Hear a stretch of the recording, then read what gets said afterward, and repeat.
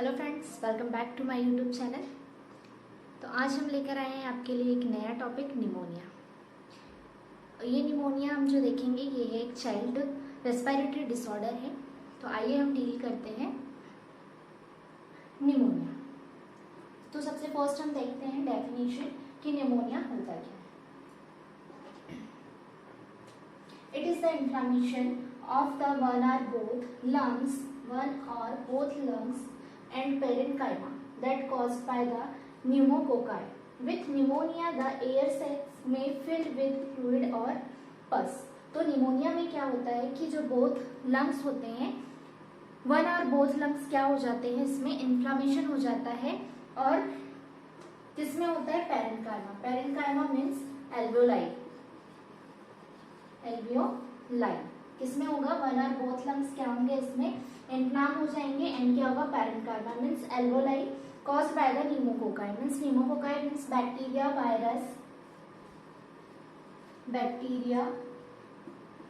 virus and fungi,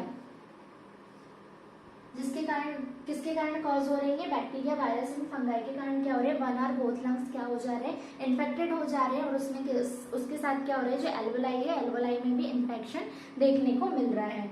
और क्या हो रहा है? With pneumonia the air sac means bronchi, और जो एल्वियोलाई होता है उसमें क्या हो जाएगा? फ्लूइड का कलेक्शन हो जाएगा और पस का कलेक्शन हो जाएगा। ये है क्या? लंग्स। ठीक है, ये क्या है? चाइल्ड के लंग्स है। लंग्स में यहाँ पर क्या है? ये ब्रोंकाई, ब्रोंक्यूल्स। इनसे क्या अटैच होता है? एल्वियोलाई। ये क्या है? एल्वियोलाई।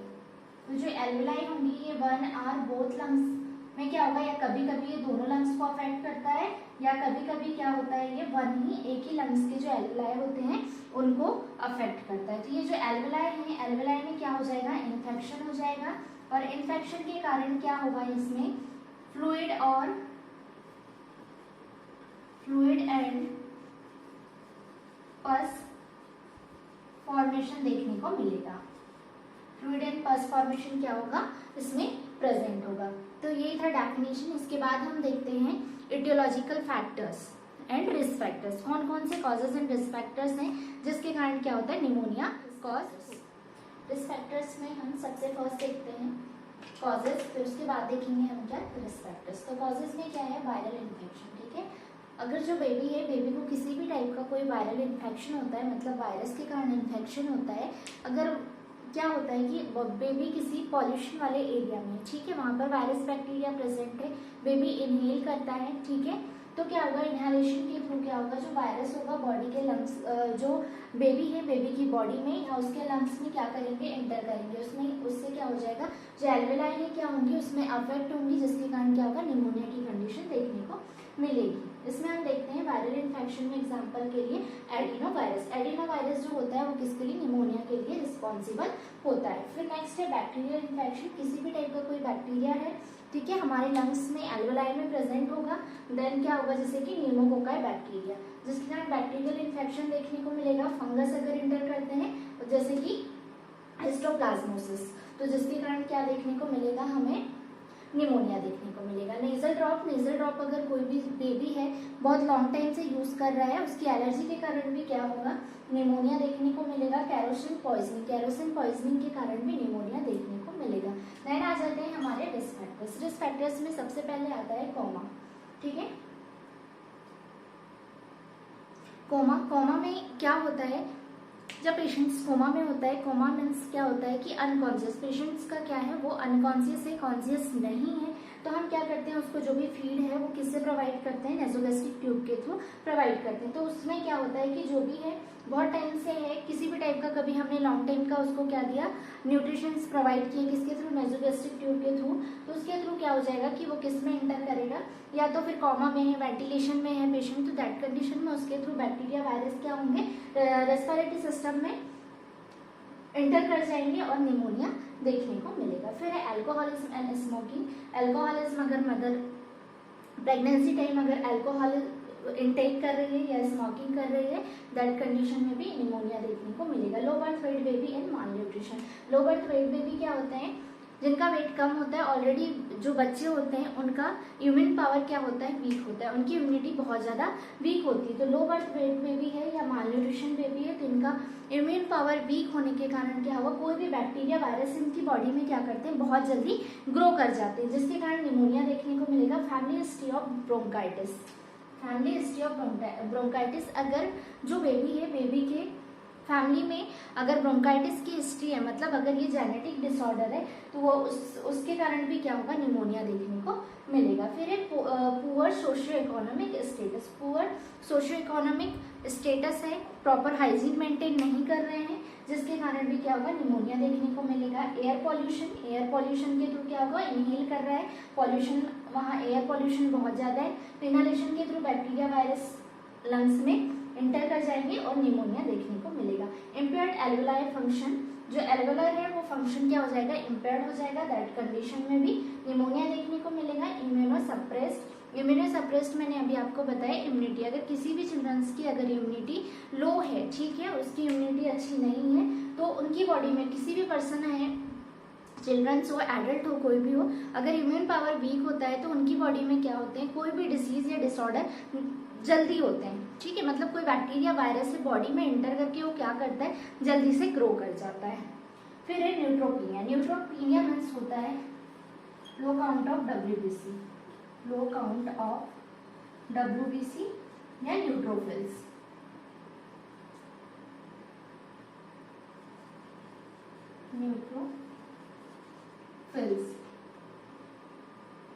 WBC काउंट अगर लो है तो उसके कारण भी क्या होगा, निमोनिया देखने को मिलेगा। इसके बाद हम देखते हैं क्लासेस, देखते हैं हम एनाटॉमिकल बेस्ड, एनाटॉमिकल बेस्ड पे जो क्लासिफाइड किया गया है निमोनिया को वो देखेंगे। सबसे फर्स्ट है lower pneumonia. Lower pneumonia means क्या होता है, जो ये लंग्स हैं,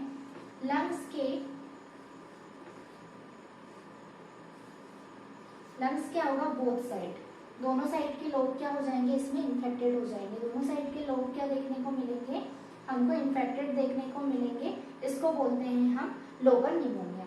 फिर उसके बाद आ जाता है bronchopneumonia. Bronchopneumonia means क्या होता है, इसमें जो ब्रोंकाई होते हैं, ये ब्रोंक्यूल्स वो क्या होते हैं, इसमें इन्फेक्टेड देखने को मिलते हैं, ठीक है। ये जो ब्रोंकाई होते हैं, ब्रोंकाई, ये क्या देखने को मिलेंगे, इन्फेक्टेड देखने को मिलेंगे, उसको हम बोलते हैं ब्रोंको निमोनिया। फिर आ जाता है हमारा इंटरस्टिशियल निमोनिया। इसमें क्या होता है कि जो लंग्स होते हैं वो क्या होते हैं, इन्फेक्टेड देखने को मिलते हैं। क्या एल्वोलाई और जो ब्रोंकाई होते हैं ये दोनों क्या हो जाते हैं, इन्फेक्टेड हो जाते हैं, इसको हम बोलते हैं इंटरस्टिशियल निमोनिया। नेक्स्ट आ जाते हैं हम बेस्ड ऑफ इटियोलॉजी। इटियोलॉजी के बेस्ड पर 3 कैटेगरी में डिवाइड किया गया है इसको, 3 टाइप्स में, बैक्टीरियल, वायरल एंड फंगस, ठीक है। तो बैक्टीरियल निमोनिया मीन्स ये किसके कारण कॉज होता है, बैक्टीरिया के कारण।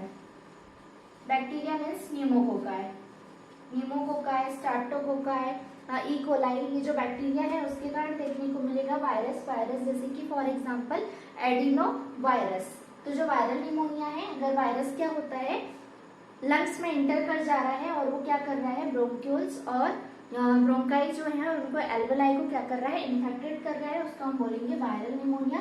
एंड फंगस निमोनिया, जो फंगाई होती है वो क्या करती है, लंग्स में एंटर करके क्या करती है, लंग्स को इन्फेक्टेड करती है, ब्रोंक्यूल्स एंड ब्रोंकाई को, देन एल्वेलाई को, उसको हम बोलते हैं फंगल या फंगस निमोनिया। देन आ जाते हैं हम अदर कैटेगरीज में। अदर कैटेगरीज में हमारा सबसे फर्स्ट टाइप है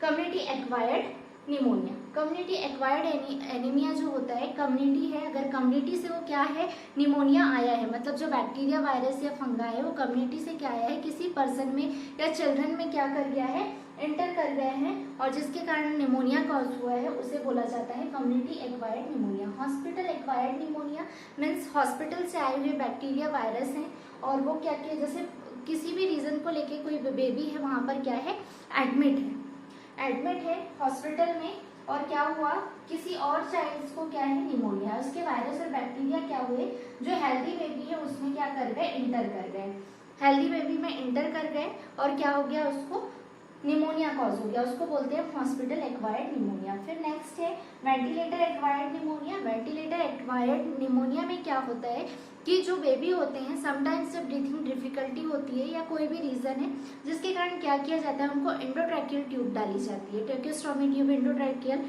ट्यूब क्या की जाती है, डाली जाती है।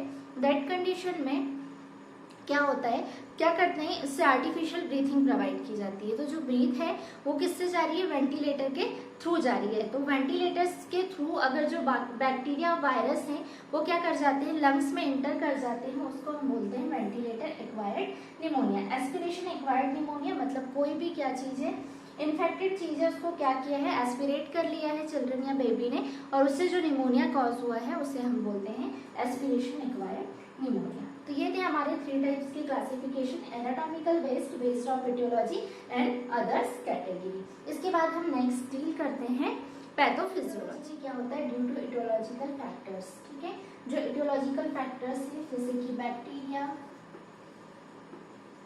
वायरस एंड फंगाई, ये क्या कर रहे हैं, बॉडी में इंटर कर रहे हैं, जिसके कारण क्या हो रहा है, normal lungs mechanism process is activated. मतलब कि क्या होगा, जो नॉर्मल लंग्स मैकेनिज्म है वो प्रोसेस क्या हो जाएगी, स्टॉप हो जाएगी। देन क्या करेंगे, जब ये एंटर करेंगे, normal lungs mechanism process is activated, मतलब कि जो प्रोसेस है वो क्या हो जाएगी, लंग्स की एक्टिव हो जाएगी। मतलब क्या करेंगे, बैक्टीरिया और जो वायरस एंटर करेंगे चिल्ड्रंस के लंग्स में, वो क्या करने लगेंगे, अपनी प्रोसेस को स्टार्ट करने लगेंगे, जिसके कारण क्या हो जाएगा, जब normal lungs mechanism process active हो जाएगी उसके कारण क्या होगा, जो वायरस और बैक्टीरिया एंटर कर गए, एंटर करने के बाद क्या हो गया, वो लंग्स में जाकर, नॉर्मल लंग्स में जाकर क्या हो गए, एक्टिव हो गए। एक्टिव हुए जिसके कारण क्या हुआ, an inflammatory reaction occurs in alveoli.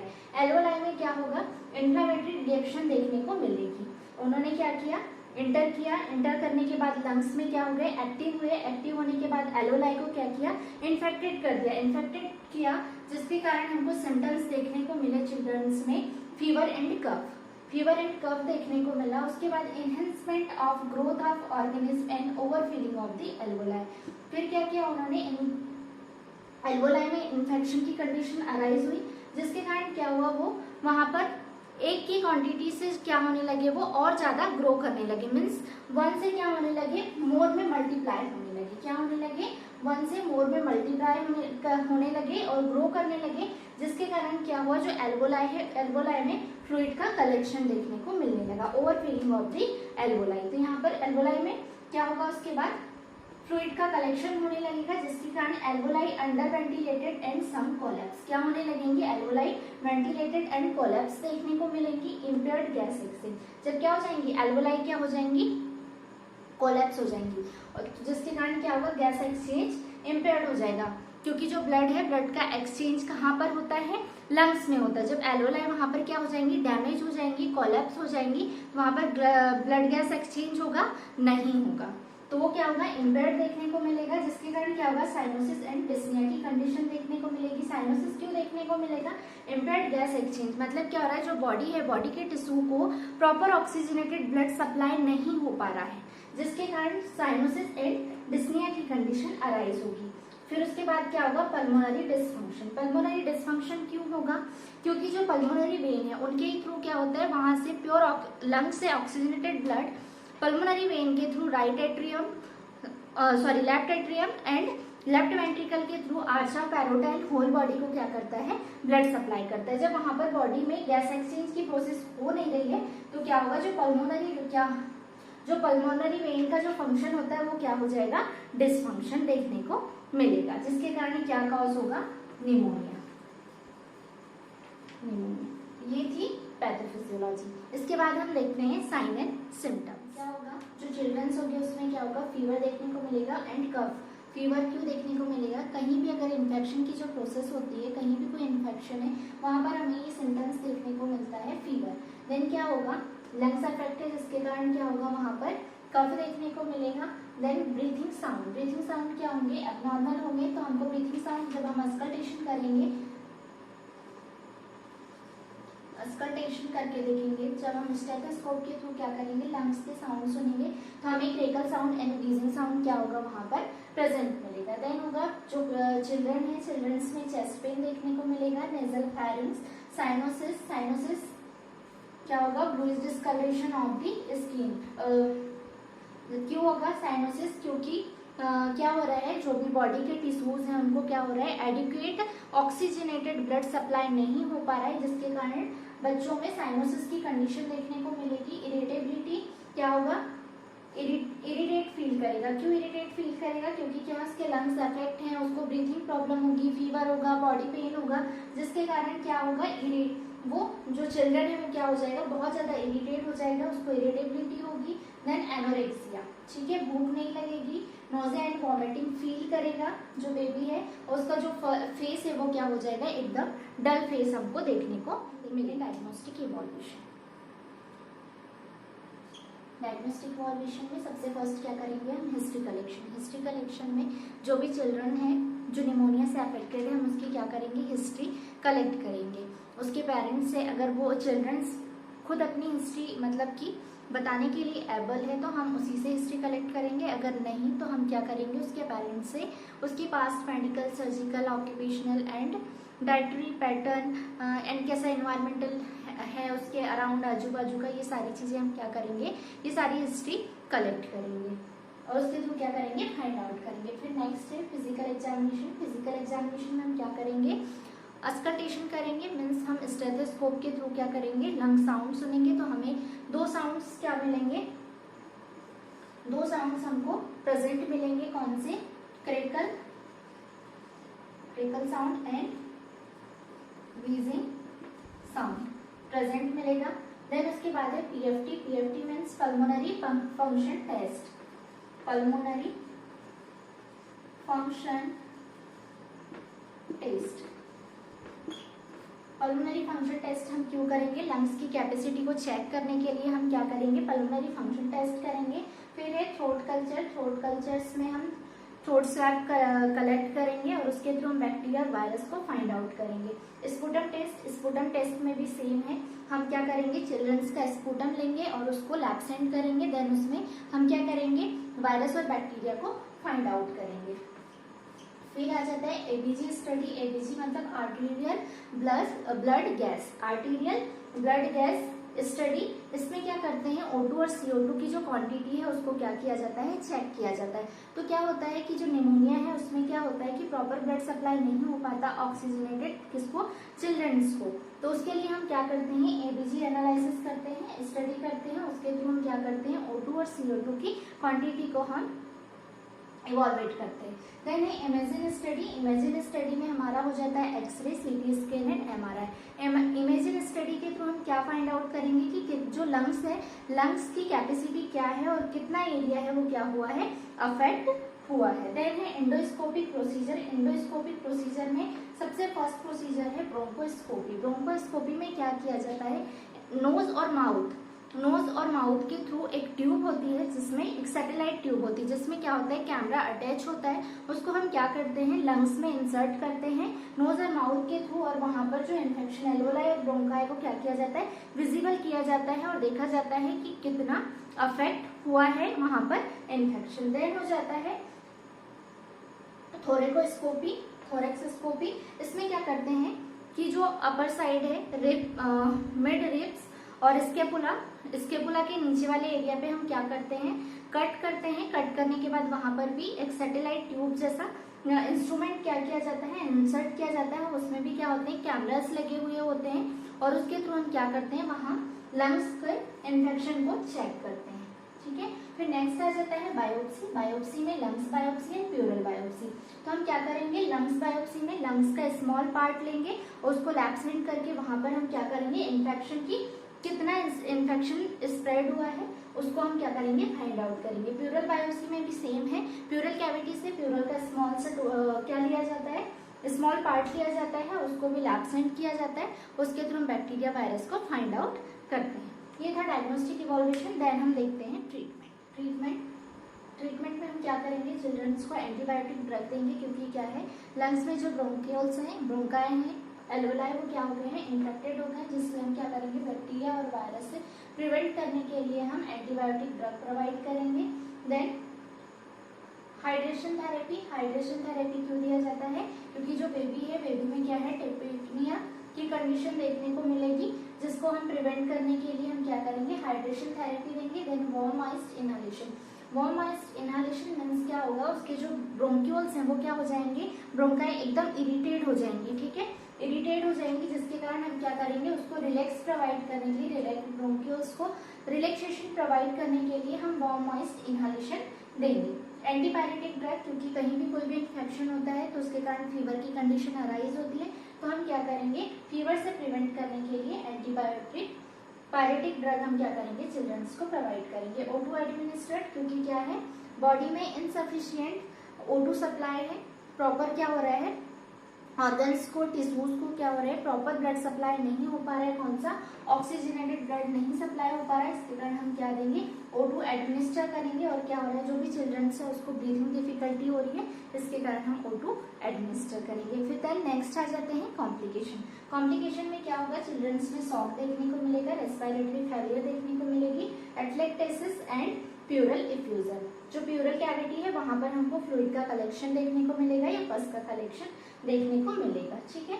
अगर जो बेबी है या चिल्ड्रंस है उसमें शॉक और रेस्पिरेटरी की कंडीशन मतलब कॉम्प्लिकेशन अराइज हो रहे हैं निमोनिया के कारण, तो हम क्या करेंगे, उसको कॉर्टिकोस्टेरॉइड ड्रग प्रोवाइड करेंगे। देन आ जाता है प्रिवेंशन की, हम चिल्ड्रंस को कैसे प्रिवेंट करेंगे, तो हमें क्या करना है, स्मोकिंग या अल्कोहल है उसको प्रोहिबिट करने के लिए बोलना है मदर को और चिल्ड्रंस को, दोनों को। अगर कोई चिल्ड्रंस है, जैसे आज के टाइम पे 7 और 8 ईयर्स के चिल्ड्रंस भी क्या करते हैं, अल्कोहल या तो फिर स्मोकिंग करना स्टार्ट कर देते हैं, तो हमें क्या करना है, उसको स्टॉप करने के लिए बोलना है, डीप ब्रीथ एक्सरसाइज करने के लिए बोलना है।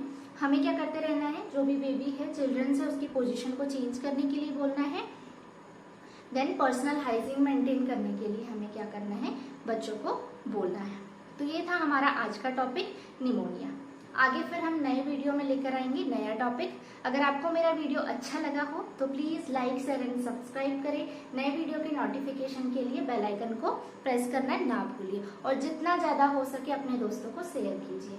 Thank you watching for my video.